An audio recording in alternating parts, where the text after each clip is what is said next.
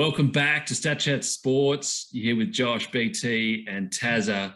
And Tazza, I mean, we're talking about the 17th ranked team here. And I think if this ends up going the way we think it will here at Stat Chat Sports, you'll be pretty happy with it. I will, being a devout Port Adelaide supporter. I would be quite happy to see the Adelaide Crows sitting in second last. So fingers crossed our prediction ends up correct. This was a consensus really across the board. I think no one had them bottom, but no one had them above 16th. Yeah, so okay. We are all pretty well on board with the Crows having an absolute stinker in 2022. Yeah, look, I think their team's in a bit of this. They're in a bit of a flux period. They don't have a nailed down 22. They're really trying to blood a few new guys, especially through the midfield. I don't think they have a defined midfield mix. No, they're kind of at this interesting point, aren't they, where they've got a lot of the old boys that they could still be running through there, but that's not going to help them win a flag.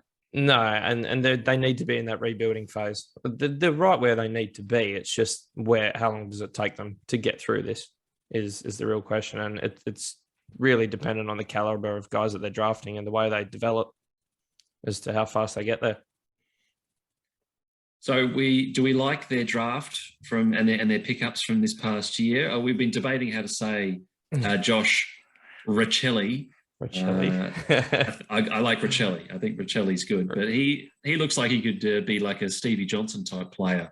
Running off the half forward flank. Yeah, he's that small forward. They reckon he's touted as one of the more skilled guys in the draft.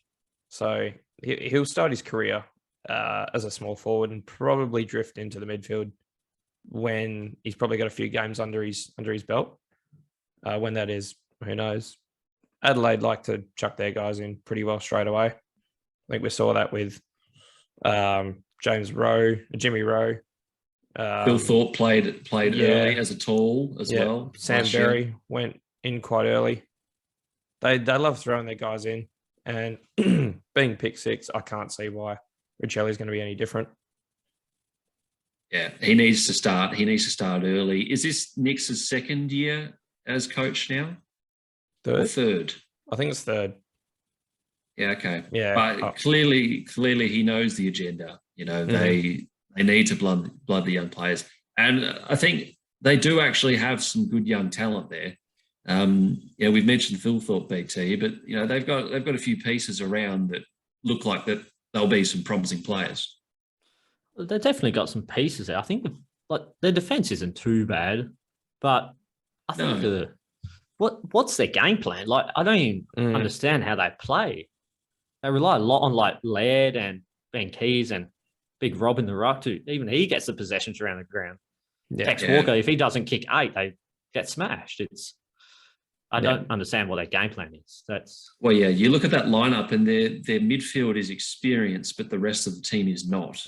Yes. There's a lot of their key positions are really lacking, especially forward. I mean, Taylor Walker, he had a pretty decent year by his standards last year, but you look past him and you got guys like, Phil Thorpe is coming along and he should be the future. Yeah, he'll be there for the next decade, but you look past him, you got guys like Billy Frampton, Elliot Himmelberg, who really aren't. There's no depth in key position. What do we make of Darcy Fogarty? I mean, is this make or break for him this year? Yeah. Well, how long's he been around now? 3 or 4 years? He's been around enough where he needs to have a big year and be that, second or third tall option in the forward line. Yeah. And he needs to kick, 20 to 30 goals and play the majority of the games.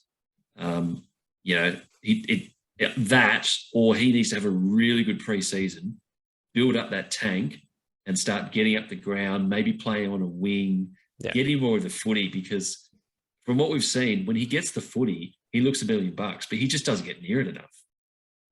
Yeah, he's been pretty disappointing up until this point. I think you're correct. The tank needs to be there because I just don't think he's not performing in the forward line there. Another guy I've got really on the hot seat for Adelaide is Chase Jones. It's his 4th year in the comp this year. He was taken in what was the 2018 Super Draft, and he's easily the worst player in the top 10. He's absolutely he's had 38 games since he played the first game in 2019. So it's not like he was held back. He was given chances to impress straight away, and he just didn't. And I mean, this year is make or break. If he'll get chances. He's been given ample chances, and this year I'm sure he'll get more in the midfield. And he needs to take them because everyone in that draft is making him and Adelaide look a bit ridiculous. Well, yeah, I think, like you said, they have to find young midfielders, and he certainly is a chance there. They can't exactly be sort of, rolling him back and sort of, hiding him in the back line, because the one thing that Adelaide has a lot of is really good halfback flankers. So if you're just going to take a top 10 pick and just slide him in the halfback flank, I mean, that's not bang for your buck. That's not a real good return on investment, I think. That's not what he was drafted for. So it's a bit of a waste, especially being number 9 draft pick in 2018. You don't draft midfielders in that kind of for that pick to just go and sit on your halfback flank or wherever. You're expecting a game changer. That's what you're after with the top 10 absolutely pick. Yeah. One guy I do see probably not exploding, but definitely showing us what he's got is Harry Schoenberg this year. He showed a bit towards the end of last year. Good shout. And I think he will be given not necessarily the keys to the midfield, but bit of a pun there with Ben Keys. But, but he will be given chances, I think. He was played more of a half forward and drifting in every now and then. And I see there's a few guys that are going to rotate through. So Schoenberg, Berry, obviously you got your Sloan, your Lairds, your Keys, your Crouch, and Haitley and Dawson will probably get minutes. But I'd say Schoenberg is going to get given more minutes than any of those young guys, because he really showed a lot towards the end of last year. Where does Dawson play? Where do they chuck him in? I think on a wing. I think. Yeah. And that's probably one of Adelaide don't have many strengths, but that will be their strength.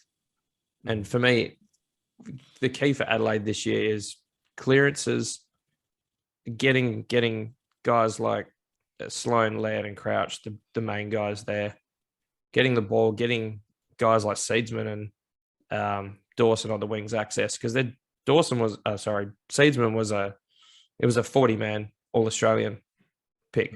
Yes. Last year. Yeah. Dawson, outstanding year. Yeah. And Dawson on the other wing. They've probably got two of the best. They complement each other really well. And as two pure wingmen, I think they've probably got one of the best lineups there in the comp. The only problem I have with it, the only problem I have with them too, both very attacking wingmen. Yeah. And that's it. So how do they shape up with that? Because most teams, you have a defensive and an attacking type wingman. Yeah. It's how they work around that. Because I'm assuming Brodie Smith can just play halfback now, which suits him. Yeah. So, I think they're going to be a very attacking type team. I think that's how they shape up.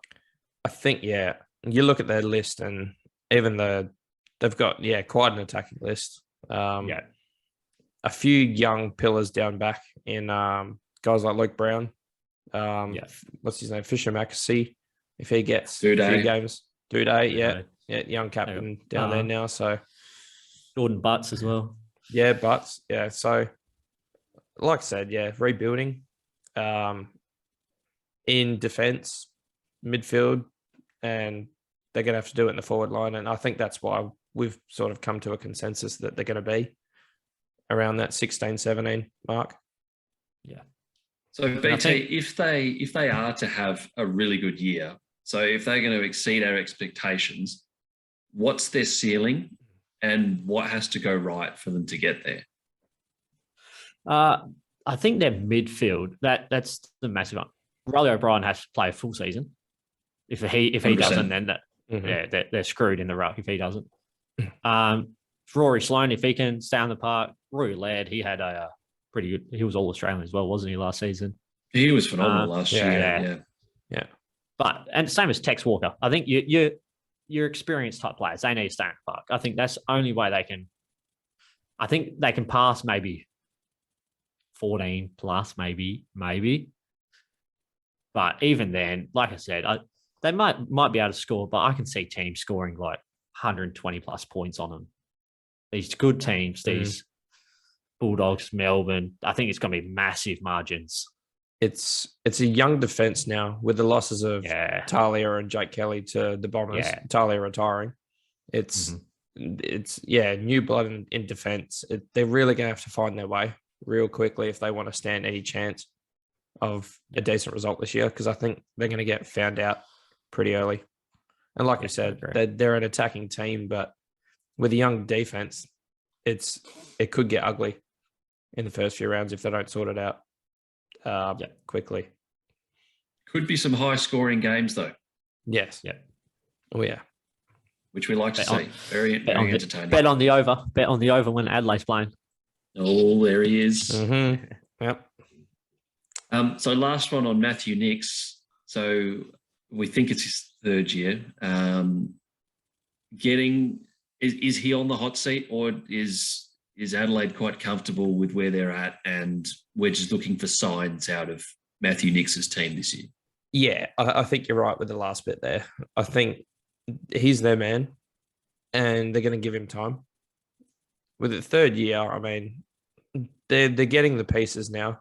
It's not like they're Gold Coast and they're floundering and losing guys left, right, and centre. They are putting the pieces there. It's just about getting the growth, in my opinion, at this point. I mean, if they're hanging around the bottom like this, the pressure's going to be on in 2023.